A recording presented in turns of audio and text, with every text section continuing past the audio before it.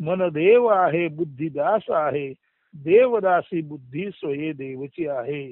परी मन दास्य करिता बुद्धी धनी होई, बुद्धी दासी मन सोये दासची होई.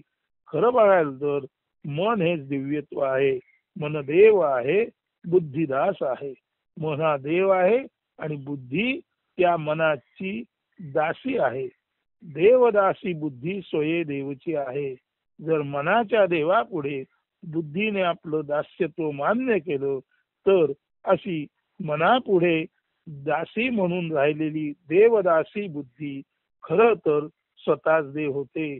म्हणजे मनाला मान देऊन बुद्धीने तिचे जर दास्य केले तर अमन परमशांत साधू मन झालेल्याची बुद्धी सुद्धा मनाची दास्यत्व करणारी बुद्धी, साधू मनाची दास्यत्व करणारी बुद्धी म्हणजे साधू मन आणि त्याची दास्यत्व करणारी बुद्धी सुद्धा साधू बुद्धी होते.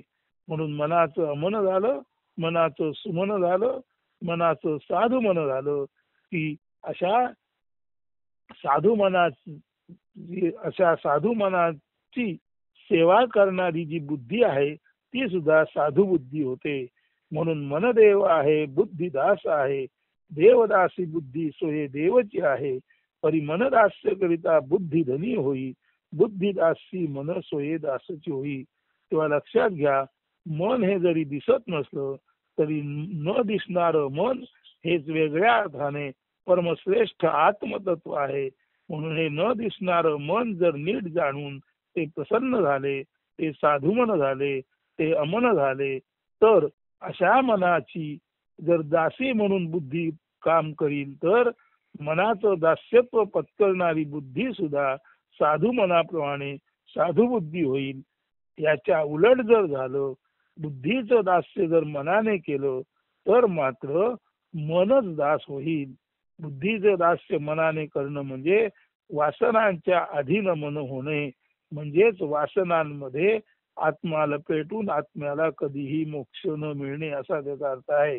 म्हणून मन हे खरं आत्म्याचं रूप आहे. ते जर आपण नीट जाणलं, मनाचं सुमन झालं, मनाचं साधुमन झालं तर अशा सुमनाची, अशा साधू मनाची, अशा परमशांत मनाची सेवा जर बुद्धीने केली तर मन हे राम आहे आणि अशा रामाची सेवा करणारी बुद्धी जी आहे ती रामदासी बुद्धी आहे. आणि रामदासी बुद्धी म्हणजे आत्मारामी दंग असलेली बुद्धी हेच मोक्षाचं कारण आहे. मात्र जर उलट झालं, मनाने बुद्धीचं दास्यत्व स्वीकारलं तर मात्र नर से नारायण बनने के बजाय नारायण से फिर नर बन सकता है, नहीं उससे भी पीछे आकर नर से आदमी वानर यानी मरकट बन सकता है. म्हणून लक्षात घ्या, मन देव आहे बुद्धिदास आहे, देवदासी बुद्धी सोये देवची आहे. परी मन दास्य करिता बुद्धी धनी होई, बुद्धिदासी मन सोये दासची होई. याकरता काय करणे आवश्यक आहे? मनाने आपुले तेज ओळखावे, आपुले सामर्थ्ये गगन उल्लंघावे, गगन उल्लंघिता ब्रह्मांडे सरावे, ब्रह्मांड सरताही मनाने उरावे.